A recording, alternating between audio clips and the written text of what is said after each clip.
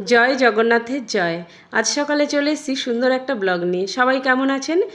আজ তো শুভ রথযাত্রা, আর এই রথযাত্রায় অনেকে অনেক জায়গায় যাবেন। আমিও গেছিলাম একটা জায়গায়, আর সেই ব্লগটা আমি আপনাদের সঙ্গে শেয়ার করব। আজ সকালে ছেলে মেয়ের বায়না, ওরা লুচি খাবে, তো রাত্রেবেলা আমি একটু কাবলি ছোলা ভিজিয়ে রেখেছিলাম, আর আলু দিয়েছি একটা কেটে সঙ্গে। তো প্রেসারে আমি কাবলি ছোলাটা একটু সিটি দিয়ে রেখেছি, আর তেলের উপরে জিরে, তেজপাতা, শুকনো লঙ্কা, হিং ফোড়ন দিয়ে বেটে রাখা আদা, টমেটো, কাঁচা লঙ্কার পেস্টটা দিয়ে ওর মধ্যে নুন, হলুদ, শুকনো লঙ্কার গুঁড়ো, একটু জিরের গুঁড়ো দিয়ে ভালো করে কষে নিয়েছি। নেয়ার পরে সিদ্ধ করে রাখা আলু আর কাবলি ছোলাটা ওর মধ্যে দিয়ে ভালো করে কষিয়ে নিয়ে তারপরে পরিমাণ মতো গরম জল দিয়ে দিয়েছিলাম। আর এইভাবে কাবলি ছোলাটা নিরামিষ রান্না করলে খেতে খুব সুন্দর লাগে। পেঁয়াজ রসুন দিয়ে সবসময় খেতে ভালো লাগে না, আর নিরামিষ দিনগুলোতে এইভাবে রান্না করলে খুবই ভালো লাগে। আর যারা সবসময় নিরামিষ খান তাদের জন্য বলবো এটা একদমই পারফেক্ট, আর খুব তাড়াতাড়ি হয়ে যায়। তো আমি কাবলি ছোলাটা কষিয়ে গরম জল দিয়ে ঢেকে দিয়েছি, ওটা ওদিকে হতে থাকুক, আর এদিকে আমি তাড়াতাড়ি করে লুচিটা ভেজে নিচ্ছি। ছেলে মেয়ে তো লুচি হলে সেদিন সকাল সকাল উঠে পড়ে, জানেন তো, লুচি খেতে যে ওদের এত ভালো লাগে। তো আমি গরম গরম ফুলকো ফুলকো লুচি ভেজে নিচ্ছি। সকালের জলখাবারটা তাড়াতাড়ি করে ওদের খাইয়ে দিয়ে সব কিছু গুছিয়ে আমাকে আবার দুপুরের রান্নাটা তাড়াতাড়ি করে নিতে হবে।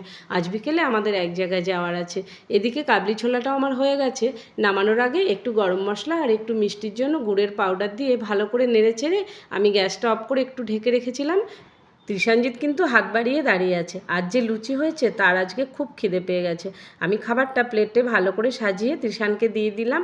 ও বসে বসে খাচ্ছে আর আমার সঙ্গে বকবক করছে। কাবলি ছোলাটা এইভাবে নিরামিষ করলে ওপর থেকে একটু পেঁয়াজ কুচি, একটু শশা কুচি দিয়ে দিলে খেতে আরও বেশি ভালো লাগে। বাইরেটা দেখুন কি রোদ ঝলমলে না, দুদিন বৃষ্টির পরে এই রকম অবস্থা। রোদ ঝলমলে আকাশ দেখতে ভালো লাগলে কি হবে, ওখানে গেলে গরমে অবস্থা খারাপ হয়ে যাবে।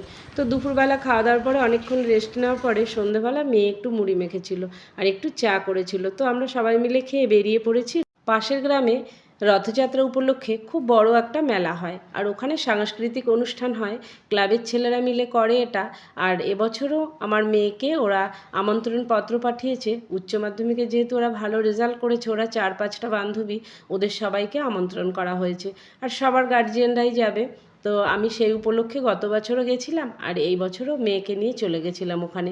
পুরস্কার বিতরণীটা আমি আপনাদের দেখাতে পারিনি, কারণ আমি একটু লেট ছিলাম আর তাড়াহুড়ো করে ভিডিওটা করতে ভুলে গেছি। ওখান থেকে প্রাইজ নেওয়ার পরে আমি একটু মেলাটায় ঘুরছিলাম। আমার তো সবসময় সংসারের টুকিটাকি জিনিসের দিকে সবসময় চোখ যায়। তাই মেয়ে বাড়ি এসে বলছিল, মা এত বড় মেলাতে কত লোকে কত কিছু নিল, তুমি শুধু সংসারের জিনিস কোথায়, কাপ প্লেট হাতা খুন্তি। আমি বললাম কি করব বলতো, ওগুলোর দিকেই তো আমার চোখটা যায়। দেখুন মেয়েরা কত সুন্দর নাচছে, আর আমি গানগুলো মিউট করে দিতে হয়েছে, না হলে আমার কপিরাইট হয়ে যাবে। আগে দুটো ভিডিওতে আমার কপিরাইট এসছে বলে ভিডিও দুটো ডিলিট করতে হয়েছে, তাই আপনাদেরকে গানগুলো শোনাতে পারলাম না। কিন্তু অনুষ্ঠানটা দারুণ হচ্ছিল, আর আমরা দাঁড়িয়ে দাঁড়িয়ে উপভোগ করছিলাম। তো মেলার মধ্যে দেখুন আমি এই যে কিনে নিয়েছি কতকগুলো কাপ প্লেট। চলুন ওগুলো আমি আপনাদের বাড়িতে গিয়ে দেখাবো। আর নিয়ে নিয়েছিলাম জিলিপি আর গজা। রথের মেলায় জিলিপি গজা নেবো না একটা কথা হলো, আর আমার শাশুড়ি মা গজা খেতে ভীষণ ভালোবাসে। তো ওখান থেকে চলে এসেছিলাম বাড়িতে। তো বাড়িতে এসে দেখুন আমি এগুলো নাড়াচাড়া করে দেখছিলাম। আমার তো এগুলো একদম এত ভালো লেগেছে, তো কি বলবো।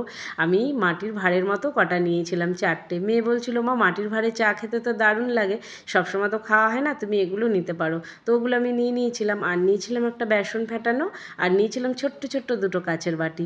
নিজের সন্তান যখন কোনো কিছুতে সফলতা অর্জন করে, সব থেকে বেশি খুশি হয় তার বাবা মা।